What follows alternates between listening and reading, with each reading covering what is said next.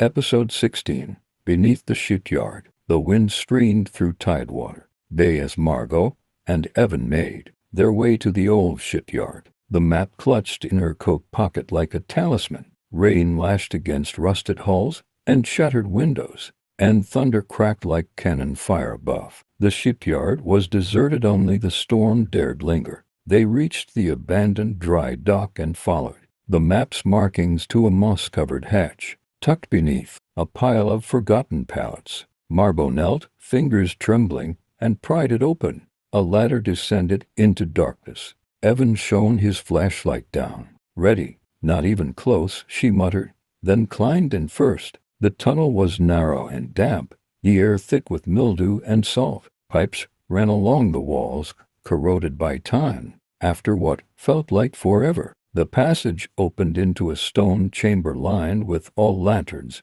and rotting crates. In the center stood a crude altar carved with symbols, waves, fish, and a crescent moon. Margot froze. "This is it," a voice echoed from the shadows. "I was wondering when you'd find us." They turned. Lantern light caught the figure of Sheriff Klein, rain-slicked and calm. Behind him stood two men in dark coats, their faces obscured by hoods. "I warned you to let Leela go," Klein said, "but you're your mother's daughter, always digging, always believing the truth matters." "You killed her," Margot said. "Did you kill Leo too?" Klein didn't flinch. "Leo threatened to expose everything. The Order couldn't risk it." Evan stepped in front of Margot.